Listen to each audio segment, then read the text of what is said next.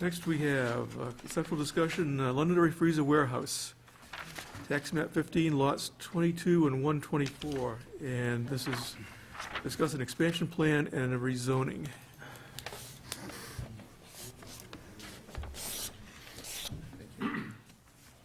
Good evening, my name is Robert Baskerville. With your permission, can we pass out a handout?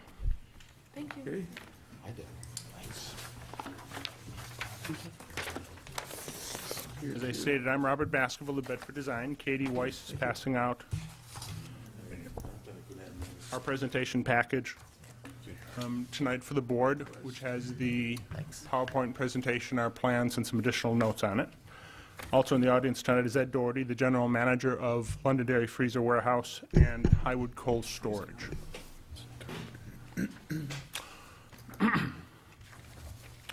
I'd like to give you a brief history of the facilities in town. We have been here 4 times in the past. The original part of this building was originally approved in 1998 and built in 1998 at about 60,000 square feet. We came back in 2000 and got an addition for about an additional 30,000 square feet. After that, we went to the other side of town, right on the dairy line. And in 2002, we were able to build a 101,000 square foot freezer warehouse. And we added on to that in 2005 with an additional 25,000 square feet. So we have been in front of this board 4 times. Londonderry Freezer has been a good corporate citizen now for a dozen years. Both of these buildings are located on Route 28. However, I think most of the people wouldn't recognize them. They're very quiet warehouse uses. There's no manufacturing on either site. For those of you not familiar with it, they are a very high-tech freezer warehouse. The vast majority of the space is kept, I believe, at 10 below zero. A lot of the inventory comes from the southern hemisphere, South America, and from Southeast Asia. And then it's shipped out at various holidays to every type of store imaginable. They've been a good corporate citizen. If you could switch to the next page. What we would like to propose is one more addition in town of 82,000 square feet. 77,000 of that would be freezer warehouse space. The front of the building would have a 5,000 square foot footprint, 2-story building containing office and quality control uses. We envision that we need 5 more warehouse employees for the additional warehouse space. We have 6 office employees that are now located at Highwood Cold Storage. We'd like to move those from Highwood Cold Storage to this facility. That's the building you see breaking out from the front of the building. The current office facility for Highwood Cold Storage is a nice brick facade with granite lintels. It's an attractive looking building. The parking you see next to the existing building, I believe, is about 46 parking spaces. We have never required anywhere near that amount. We'd like to reserve that for the warehouse employees. We currently have 15, would go to 20. So there's 46 spots there.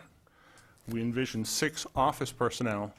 We are adding 24 spots. They do get some government employees come in for inspections, food inspections and other such inspections. So we propose parking that we believe greatly exceeds what would be required. However, even at that amount, will be greatly below the calculated number for a typical warehouse use. Previous approvals have allowed us to have reductions in the parking space, and we have on previous plans shown future parking spaces to be constructed if necessary. But we've never come close to actually needing those spaces. So that's a discussion we would also have to have once we submit. We plan no additional truck docks. There'd be no wetland permit for this facility. The entrance stays where it is. The only thing we would do is when trucks take the right-hand turn now, they're going over onto the grass a bit. So we'd like to add just a little more radius so the truck stays in the pavement and nice up the entrance a bit. We have been in to see the fire chief with this plan. He's reviewed the fire access for the building, and he's satisfactory with the layout of the building. Our drainage for the site can be up in front of the front parking lot, but the majority of it will be behind the building. And we have a nice large enough area to handle our drainage. We don't foresee a problem. In a few moments, I'll have Katie talk about the screening and the landscape that we're going to do out front. Talking about traffic a little bit, we went back and found our original 1997 traffic letter to Pt1. And Ed Doherty originally forecast that there'd be about an average of 15 trucks per day with a peak of about 35 trucks during the holiday season. Things have changed somewhat, but he basically was dead on with his forecast at that time. We now have increased the space by about 50%, but we have been tracking the truck use this month. He's averaging 19.2 trucks a day.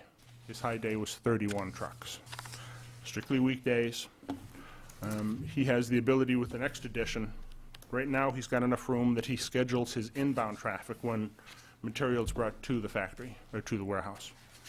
Right now, outgoing traffic that's being picked up is on a first-come, first-served basis. He may switch that to being scheduled in the future because it'll just help change the traffic through the day. We track the traffic. The majority of the traffic is in the AM. I just wanted to check my number. During the morning first hour from 8 to 9, we've been averaging 4.4 truck arrivals. When a truck shows up, it takes about an hour to either unload it, load it, and get it back out.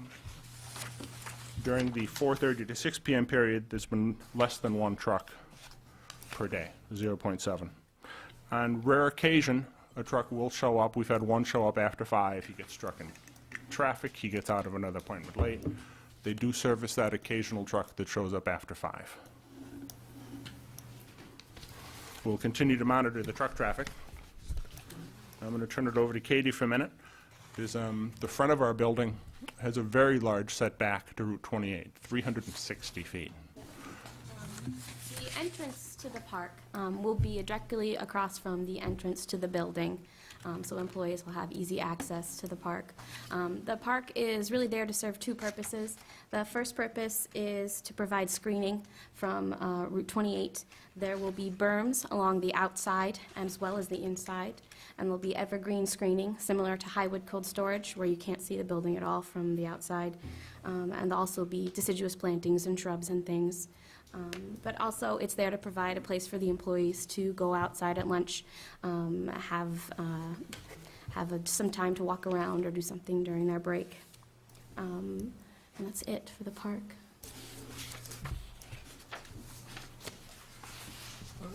Now I would like to discuss our reason for requesting a discussion on a possible rezoning of the parcel.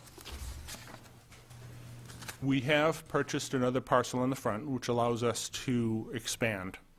But when looking at the C2 requirements, we are currently in the C2 zone.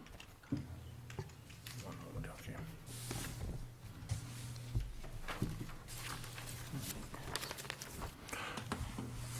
And those requirements, when you read the preamble to the zoning ordinance, they talk about the objectives and characteristics, state how that zone is designed for retail uses, financial institutions, service-oriented businesses, office buildings, the types of facilities that have many employees or quite often high traffic customer flows, so you end up with a smaller building and a very large parking lot. Our facility is almost the reverse of that. The majority of our space isn't habitable. You go in and you can't stay there that long and you have to come back out. So we have very few employees and need very little pavement space per square foot. When taking a look at the two zones, we meet all of the requirements of C2 and all of the requirement of the industrial zone, with one exception, maximum building coverage. The maximum building coverage in C2 is limited to 25%. But they ask you to try to maintain a 33% green space. 33% a lot, a third of it stays green. We can keep over 50% of our site green, but we cannot expand and stay under that maximum building coverage. When you take a look at the preamble for the industrial zone, it specifically says it's for manufacturing and warehouse uses. And when they design that zone, there is no maximum building coverage. It's designed to be much more flexible. So we do have one requirement that we can't meet as part of a commercial zone. So we are going to respectfully, we're going to continue, I've got a little more presentation, but we're going to ask you for your support to the town council in possibly rezoning this district to industrial 1. Tim just switched to the zoning overview map. We wanted to show you, nope, can you go back one, Tim? The colors didn't show up very good in this. There's 2 colors of purple up there, a light purple and a darker purple. Much better on my computer screen at the office. All depends upon the screen. Yes. The light purple that you see in this area here and in this area here is the industrial 1. The darker purple around this edge is the industrial 2. The red being the C2 district, the deep red, then the lighter red is the commercial 1 district. You've also got some more industrial 2 way over to the right also, Yep. off of 28. So on Route 28, you have industrial north of us, east of us, west of us,